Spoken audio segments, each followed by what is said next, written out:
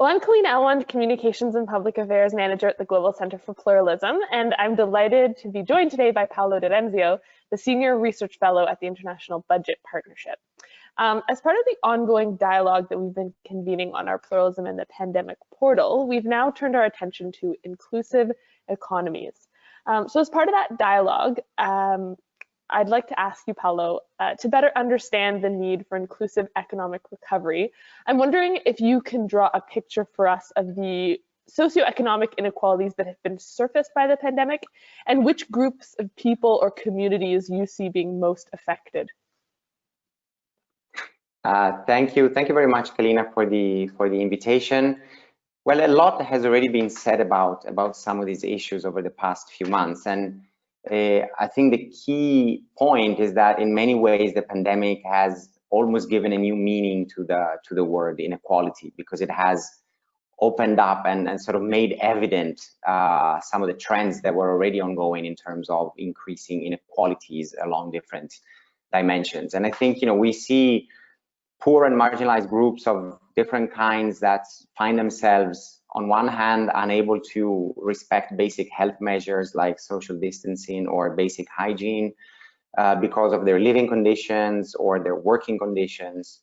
They're also unable to access quality medical care if they fall ill with COVID-19, and they are hit by the economic downturn. They're losing jobs, they're losing sources of income, or whatever income they were able to access before the pandemic.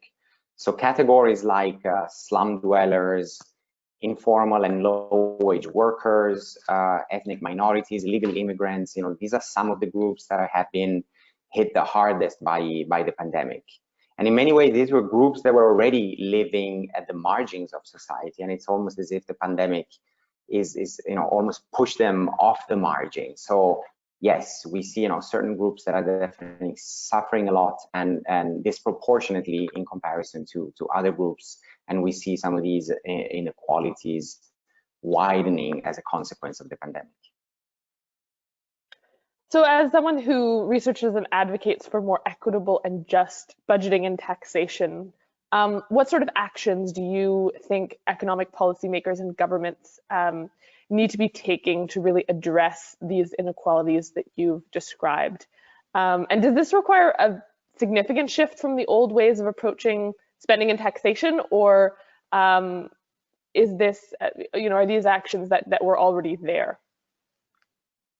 Yeah, so I think that, when we talk about the impact of the pandemic, it's important to distinguish, or to think about at least a health response and an economic response, and that's what governments have been doing throughout the world. And the interesting thing is that in both areas, my sense is that the pandemic has revealed many of the limitations of the current approach to fiscal policy and economic policy making, an approach that has been predominant for the past few decades, since neoliberalism became, if you wish, the mantra of economic policy making, which basically says you have to keep taxes low in order to stimulate growth, market-led growth. More specifically, you have to keep government debts and fiscal deficits under strict control, which then means you have to keep spending low, and you have to limit the kinds of services that governments are able to provide.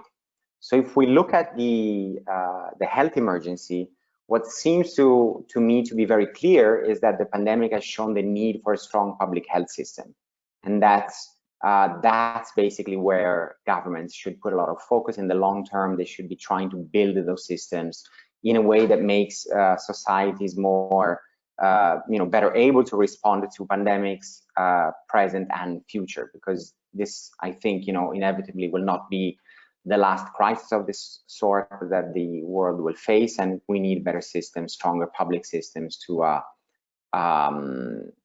be able to address them. On the economic front, I think the answer is a lot more complicated. There's so many things that governments need to do, and so many needs that they need to respond to, which means that basically any policymaker will find it hard to come up with a response that will satisfy everyone. However, if we think about promoting an inclusive approach to economic policymaking, then the starting point needs to be thinking about those at the bottom, basically. So thinking about some of the groups that I was referring to in my previous answer. And so, you know, everything that governments can do in supporting the livelihoods of poor and marginalized groups, income support measures of different kinds, protection of small business, support to informal and low-wage workers, other similar interventions, all of these should be at the core of what governments do to respond to the pandemic from an economic sense. If you put those things together, of course, it means that governments need to spend more, they need to spend better, and they need to spend different. And the idea then is how in the middle of a crisis can governments go about finding the resources to do that? Because basically governments are all facing a triple whammy, if you can call it that. On the one hand, they need to spend a lot more. On the other hand, because of the economic crisis, their revenues are declining, and as a consequence of that, their debt is ballooning. So, you know, in the coming years, they're going to be facing very stark, very difficult choices when it comes to taxing and spending. And here, I think the key should be, you know, shifting the burden of taxation towards those that have been either hit the least, or that, in fact, you know, there's a lot of people who have actually benefited, some sectors and some corporations that have greatly benefited from the crisis. That seems to me to be one of the fundamental measures that governments should be looking at, and we can, you know, go into some more of the detail if you want to. So in many ways, yes, governments need to reinvent their approach to economic policy making. They need to spend more, spend better, spend differently. They need to tax more, and they need to tax differently in terms of ensuring that the burden of taxation doesn't fall on those who are already suffering the most from the pandemic. I want to ask you specifically about universal basic income, because at least in Canada, there's been a renewed interest in that. You know, a number of temporary emergency relief measures have been put in place around the world, but now there's rising calls for those to become long-term solutions. Do you think universal basic income is a viable solution? Is one that we should be pushing for? So I think that income support measures of different kinds, whether you call them UBI, universal basic income, or any other type of scheme that basically has as a policy objective guaranteeing a minimum level of income to everybody, is definitely something that inclusive society, inclusive economies should be thinking about.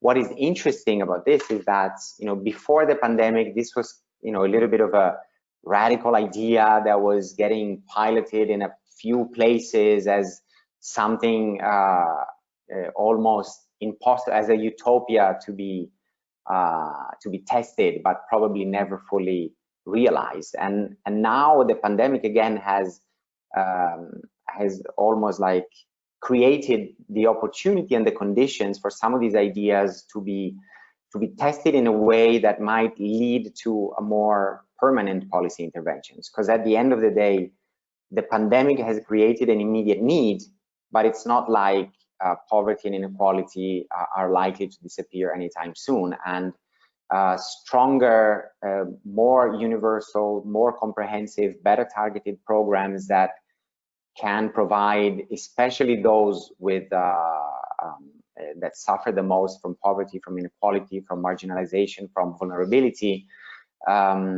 provide them with basic means of guaranteeing well-being, guaranteeing the income that they need to basically fulfill themselves as human beings.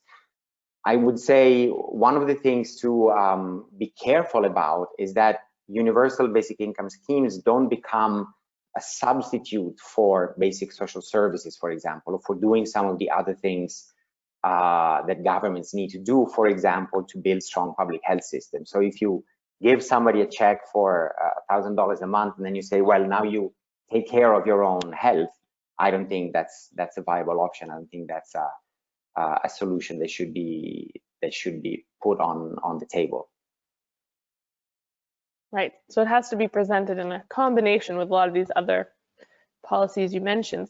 I'm just wondering what you see as the role for citizens and civic actors to push for these kinds of changes, to push their governments and their elected leaders for more inclusive, progressive economic policy making.